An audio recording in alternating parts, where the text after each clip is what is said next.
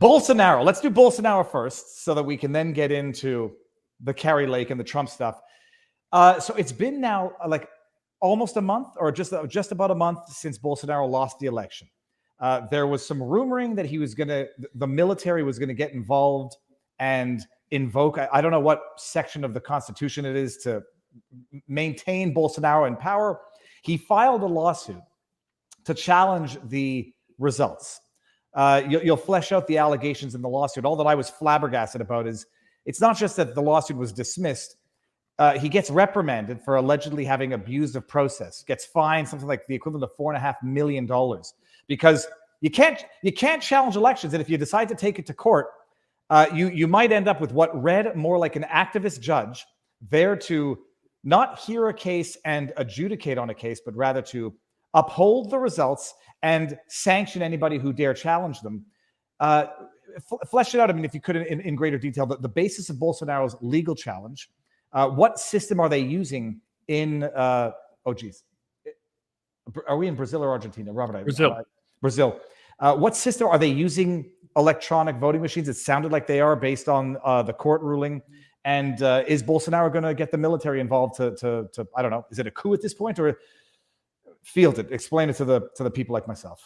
So there were a lot of questions and concerns raised about the how the machines operated in certain jurisdictions across Brazil on election day, and then there was also unusual, arguably unusual favorable outcome in one particular province that has a strong gang influence in favor of Lula, and so he included that amongst other items in his election contest.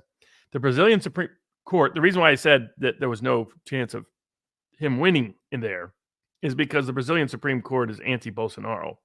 It's the Brazilian Supreme Court that reinstated Lula and released him from prison and throughout his entire criminal conviction. And so the idea that, they clearly picked Lula to take out Bolsonaro. So, this court was a politically activist court. The mainstream media in the United States will not put those ties together.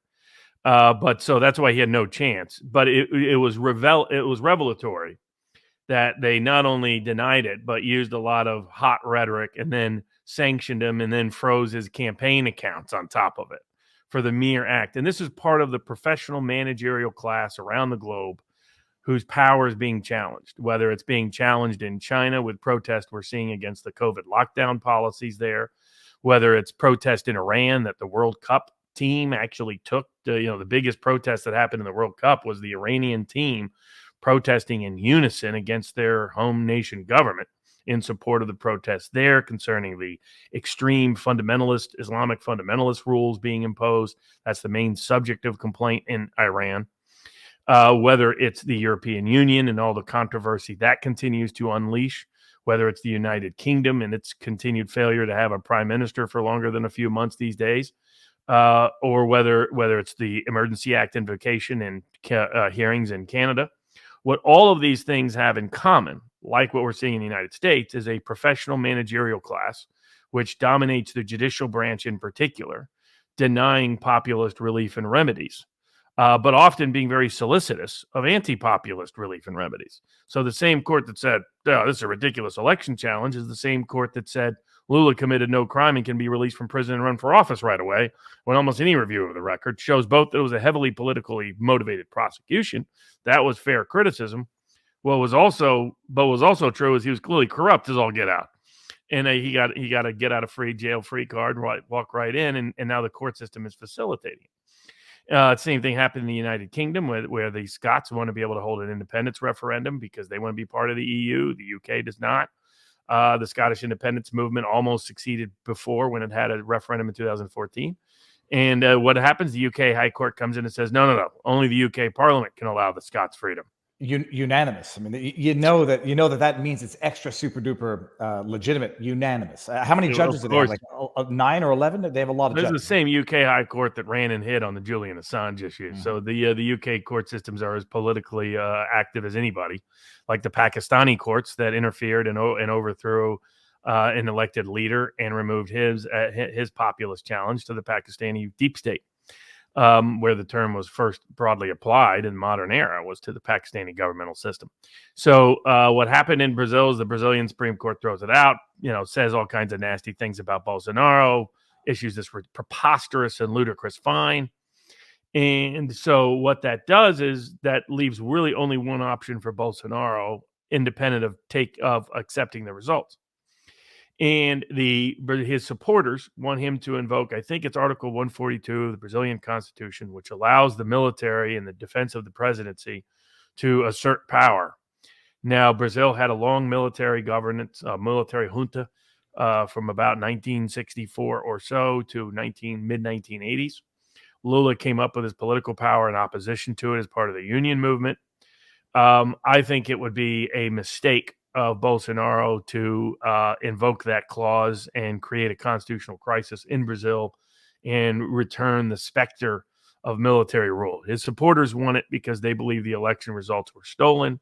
They believe Lula will continue to engage in corrupt practices. In particular, their great concern is not foreign policy or World Economic Forum or any of that, where there really isn't a big difference between Lula and Bolsonaro. Both want to be part of BRICS. Both sympathetic with Russia and unsympathetic with Ukraine, for example. But the big difference is on domestic crime policy, where Lula appears to be affiliated with the drug dealers and the gangs that have terrorized Brazil that led to Bolsonaro's rise in the first place. And they're terrified of what that might look like, unleashing those drug gangs with political power unchecked throughout the country. And they're willing to say we would rather have the risk of a temporary military rule for either a new election or a cleaner election and Bolsonaro continuing in power than what a gang-dominated Brazil might look like under Lula. It will be up. I'm hopeful it doesn't reach this stage because I think the military junta stage of Brazilian governance, which was reflected throughout Latin America, was not a good thing. I understand the concern of Bolsonaro backers. They knew they had no relief from a corrupted election because of a politically prejudiced judicial pool. But again, that's the big problem here. If the Brazilian courts had afforded a meaningful hearing, a meaningful evidentiary test, they would have probably convinced enough Bolsonaro supporters to back down. Instead, their deepest skepticism and deepest cynicism of the Brazilian Supreme Court being overtly and openly partisanly political was confirmed and ratified by their aggressive, over-the-top behavior. But this is how courts are behaving. We saw it here in the United States. Georgia allows the law's clear. You can't have a Saturday open for voting after a holiday the Thursday before. And the judge just makes up the rules and says, nah, this is going to help Warnock beat Walker. So we're going to open up polls on Saturday, which will create a mess across the state because some counties would have it open, some counties wouldn't. And what does the Georgia Court of Appeals and Georgia Supreme Court do? They go and find some sand nearby and they stick their head as far in it as they possibly can.